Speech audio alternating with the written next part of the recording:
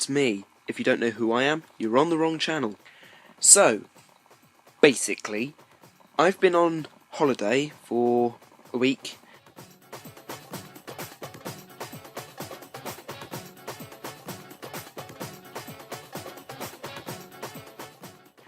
Or two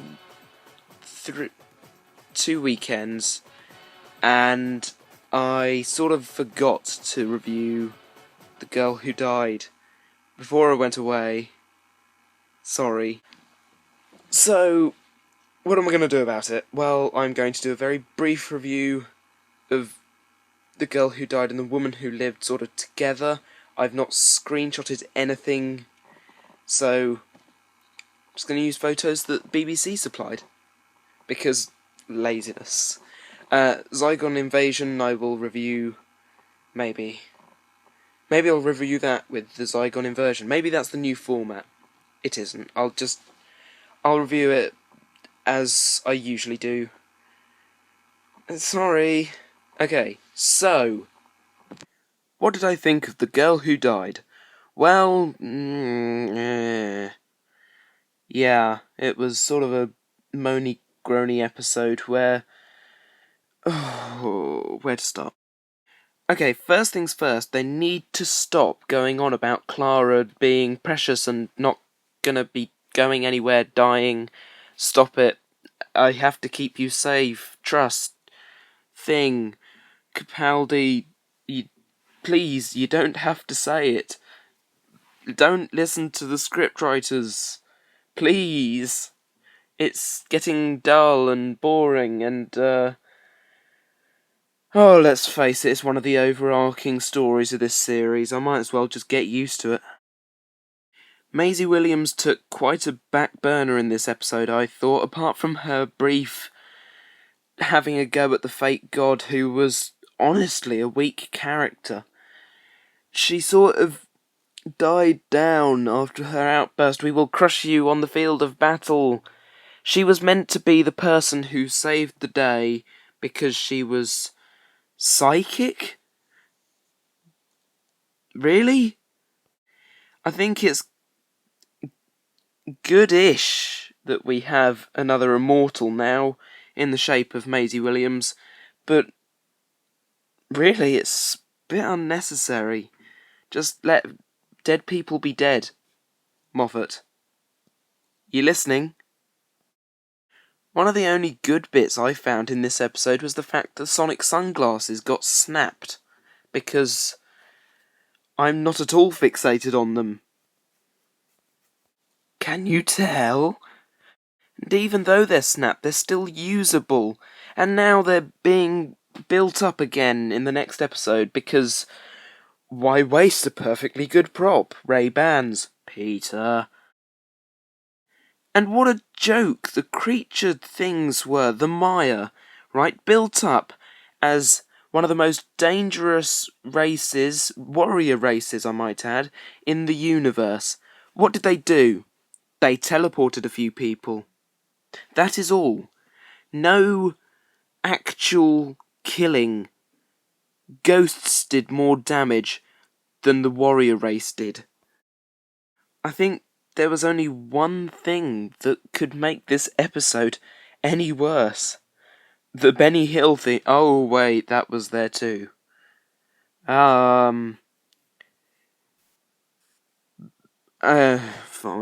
Whatever. I don't care anymore. Jamie Mathewson, you wrote fantastic episodes in Series 8 in the form of Mummy on the Orient Express and Flatline. So what happened here?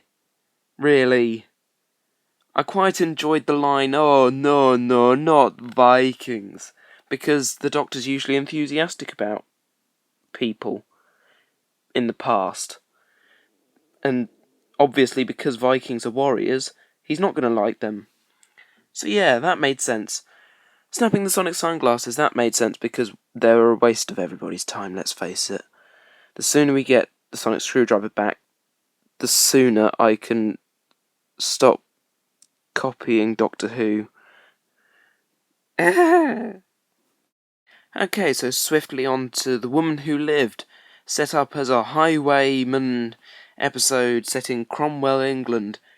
That setting I really like.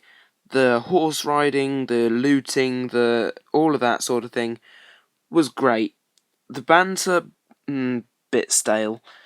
Rufus Hound, he's a comedy actor. Why wouldn't he be cracking puns at the noose? That was funny. I quite enjoyed that.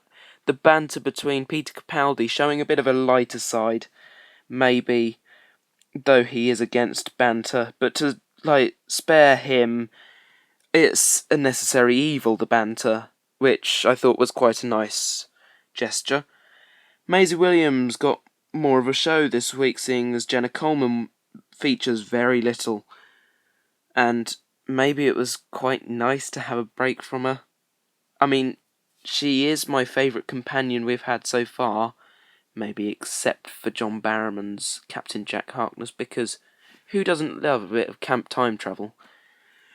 So yeah, Maisie Williams got more of a character this week, more character development. We got to see more into her life living through all these years, which is something that we briefly touched on with Captain Jack.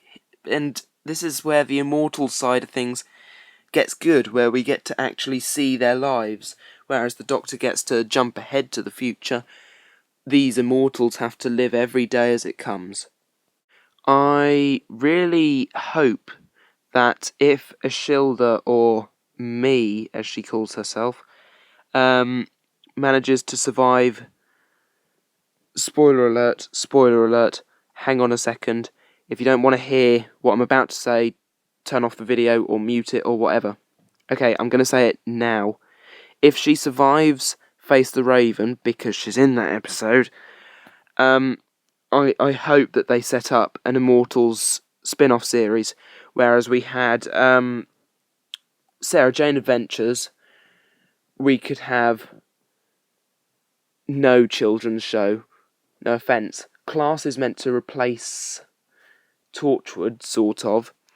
But I'd also like an Immortals series, or a Ashilda series on CBBC. Fine. Just do something with the Immortals, with Captain Jack popping up every so often.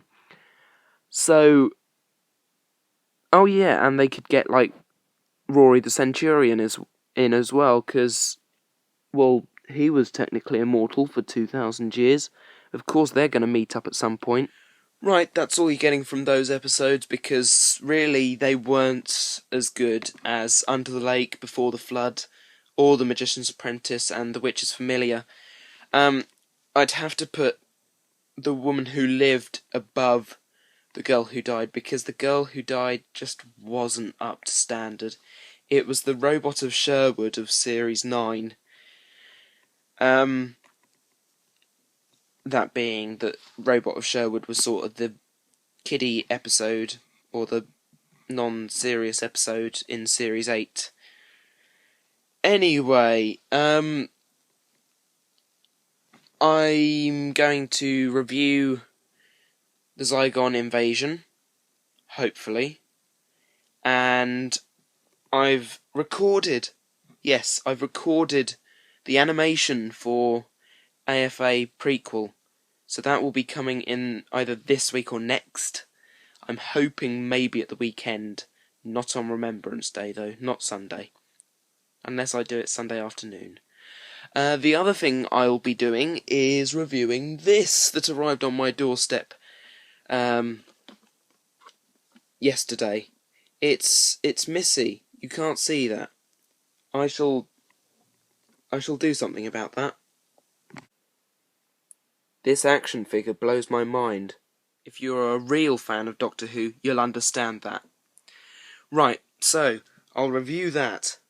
That is on my review list, and if you don't know what I'm pointing at, it's still this. You're still looking at it. Stop it.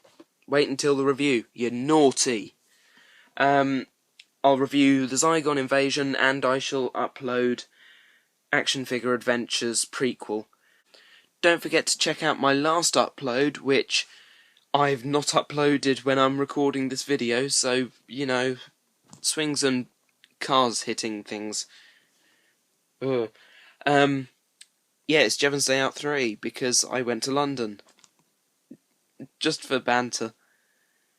I've said banter too much. I'm gonna go now.